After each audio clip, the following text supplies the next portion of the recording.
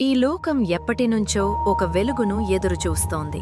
చీకటి, బాధ, భయం ఇవన్నీ మనుషుల హృదయాలను భారంగా చేశాయి.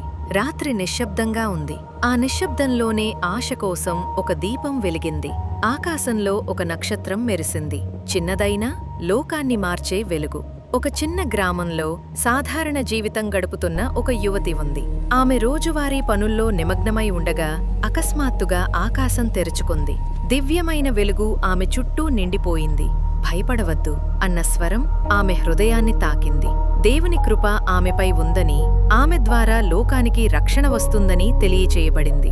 ఆమె మొదట భయపడింది, కాని వెంటనే విశ్వాసంతో తలవంచింది. దేవుని యోజనను ఆమె అంగీకరించింది. కాలం గడిచింది. ప్రయాణం మొదలైంది. చల్లని గాలి వీచింది. మార్గం దీర్ఘంగా కనిపించింది. అనిశ్చితి మధ్యలోనూ ఆ నక్షత్రం వారికి దారి చూపింది. రాత్రి ఆకాశం నిశ్శబ్దంగా ఉంది. కాని ఆ నిశ్శబ్దం ఆశతో నిండింది. ఈ ప్రయాణం సాధారణం కాదు. ఇది లోక చరిత్రలో పవిత్రమైన ప్రయాణం. గ్రామానికి చేరుకున్నారు.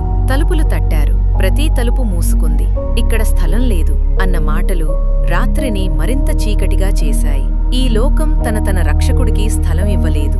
చివరికి ఒక చిన్న పసుగుడిసె, అదే ఆశ్రయం. రాజుల కొట కాదు, గొప్ప గృహం కాదు. అయినా దేవుని యోజన అక్కడే నెరవేరబోతోంది. ఆ నిశ్శబ్దమైన రాత్రిలో ఒక శిశువు జన్మించాడు. బంగారు మంచం కాదు, రత్నాల ఊయల కాదు, ఒక చిన్న తొట్టె.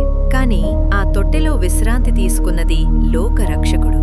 ఆ క్షణంలో చీకటి వెనక్కి తగ్గింది. మృదువైన వెలుగు ఆ గుడిసెను నింపింది. శాంతి భూమిపైకి దిగివచ్చింది. తల్లిదండ్రుల కళ్లలో ఆనందపు కన్నీళ్లు మెరిశాయి. ఆ శిశువు శ్వాసలోనే ప్రేమ ఉంది. అదే సమయంలో పొలాల్లో గొల్లవారు కాపలా కాస్తున్నారు. నిశ్శబ్దాన్ని చీల్చుకుంటూ ఆకాశం వెలిగిపోయింది. దివ్యమైన వెలుగులో శుభవార్త వినిపించింది. ఈ రోజు మీకు గొప్ప ఆనందవార్త. ఈ లోకానికి రక్షకుడు జన్మించాడు. భయం ఆనందంగా మారింది. వారు పరుగెత్తారు. ఆ వెలుగును చూడటానికి, ఆ శిశువును దర్శించుకోవటానికి. దూరదేశాల్లో కొంతమంది జ్ఞానులు నక్షత్రాలను గమనించారు. ఒక నక్షత్రం మిగతా వన్నింటికంటే ప్రకాశించింది. అది వారిని పిలిచింది. వారు ప్రయాణం మొదలుపెట్టారు. ఎడారులు దాటుతూ, రాత్రులు గడుపుతూ. బంగారం, సాంబ్రాణి, బోళం రాజులకు కాదు, లోక రక్షకుడికి అర్పించడానికి. ఆ శిశువు ఎదుట మోకాళ్లబెట్టారు. గర్వం కాదు, వినయం మాత్రమే. ఆ శిశువు పెరిగాడు. ప్రేమను బోధించాడు. శాంతిని చూపించాడు. తన జీవితాన్నే అర్పించాడు మన కోసం. అందుకే క్రిస్మస్ కేవలం ఒక పండుగ కాదు, ఇది ఆశ, ఇది ప్రేమ, ఇది రక్షణ.